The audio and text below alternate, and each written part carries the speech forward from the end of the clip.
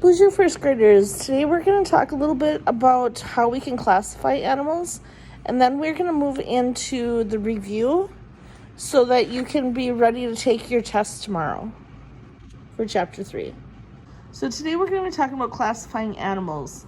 And so looking at these animals, we're going to be saying if they have fur or feathers, wings or no wings, or if they have a teeth or a beak. Now let's start with the lioness. She obviously does not have feathers, so we would classify her in the fur category. She does not have wings, but she does have very sharp teeth. Do you remember what they use the teeth for? That they use them to tear the meat apart, that kind of thing? They're the sharp ones, not the flat teeth. How about the owl? What would you say an owl has? Is it fur or feathers? Are there wings or are there no wings? And then is there teeth or is there a beak on the owl? How about for the deer?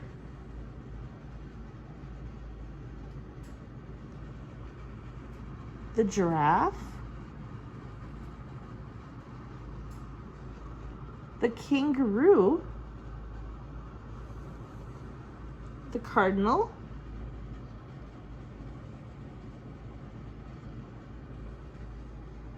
and the rabbit, the waboose.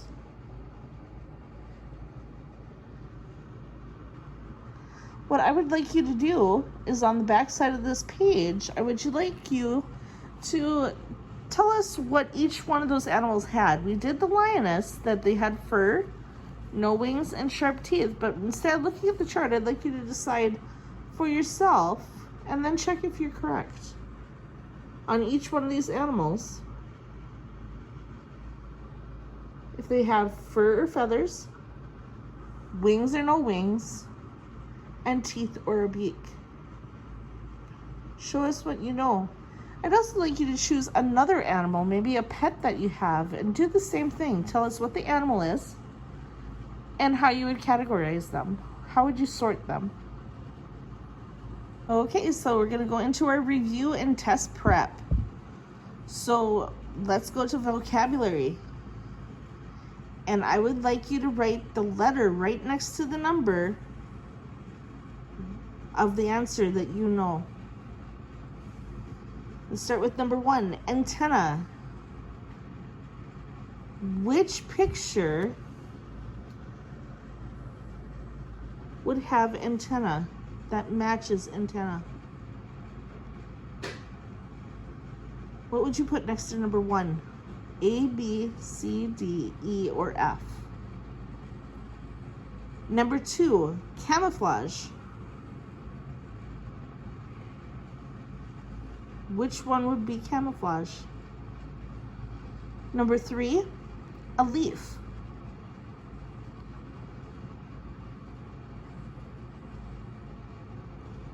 Number 4, root.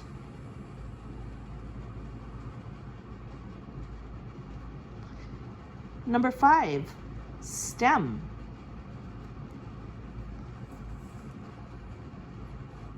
And number 6, flower. So which letter goes next to which number?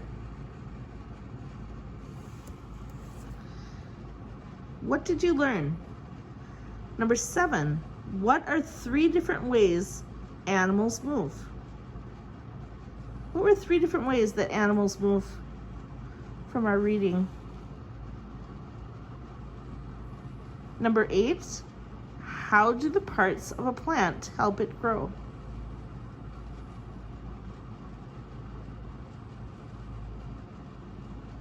And number 9, what parts of a plant help protect it from animals? For number 7, number 8, and number 9, I would like you to put the answers on the back of this page.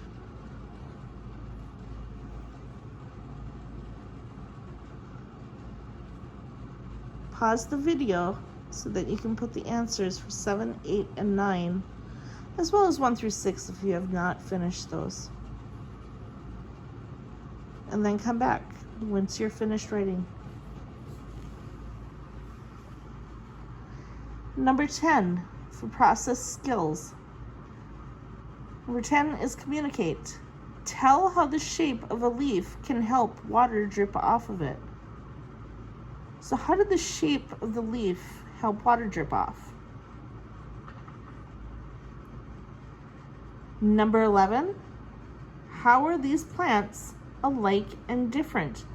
Remember, alike means that they're the same or very similar. And then different means that they are not the same or similar. How are those two plants, the pine tree or the cactus, how are they alike and how are they different? If you need more room, put it on the back as well. Just like with number 10, put the answer on the back of this page. And if you need more room for number 11, put it on the back as well.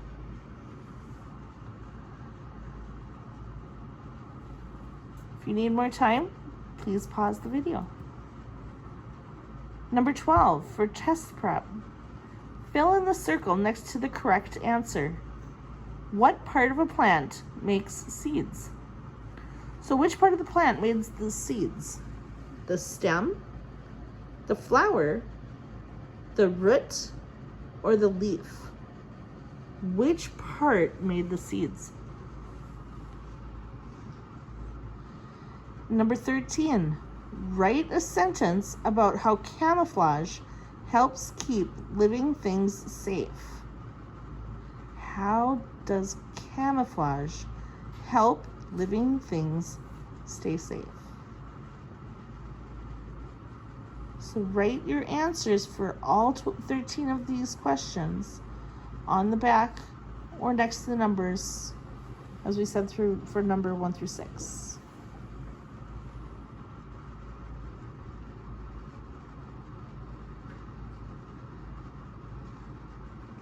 Pause the video if you need more time. Number 7, what are 3 different ways animals move? Well, think back with the reading. We talked about lions, they'll run after their prey. Fish will be swimming. Owls and cardinals and other birds would be flying. Giraffes could be stretching their long necks to reach the leaves up in the trees. So there's quite a bit of different ways that animals can move. How do the parts of a plant help it grow? Well, let's look at the flower up above. The flower itself makes the seeds. The stem will carry the water to the different parts of the plant. The leaf makes the food for the plant, and the roots draw in the water that come in through the ground. And what parts of a plant, for number 9, what parts of a plant help protect it from animals? Well, what were some of the things that we talked about? What would be on a rose, for instance? What is that little thing on the side of the rose there? So there's thorns. Be one way of protection. Number 10, communicate. Tell how the shape of a leaf can help water drip off of it. If we look back to the wetlands, they talk about the rain sliding off a pointy leaf. So in that shape, it helps the leaf stay dry. So if you think about the different shapes of leaves, some can help the water to drip off right away. Some of it can hold the water on it. Number 11, how are these plants alike and different? How might they be alike? Well, I see that they are green.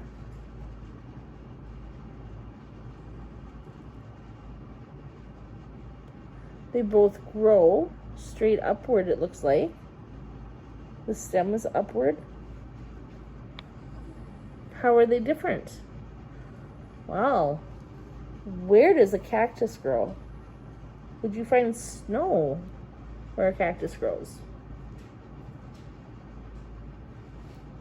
Do you think a pine tree might do really well in the hot sun?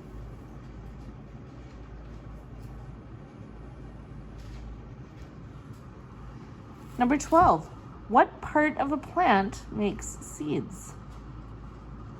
That is the flower, letter B. Writing a sentence about how camouflage keeps living things safe. Remember, camouflage was a way of protecting animals and plants. And so you want to think about, how did the camouflage keep the animals and plants safe? They tend to blend in with camouflage because camouflage is a color or a shape, and it makes an animal or a plant hard to see. Like we had talked about the hair. During the year, it's brown so that it blends in with like the forest. But in the wintertime, the fur will change to white, and it's harder to see in the snow. So that is your Chapter 3 review and test prep. Review what we've been reading through Chapter 3. Look over your answers that we did for Chapter 3 as well. And be ready to take the test tomorrow.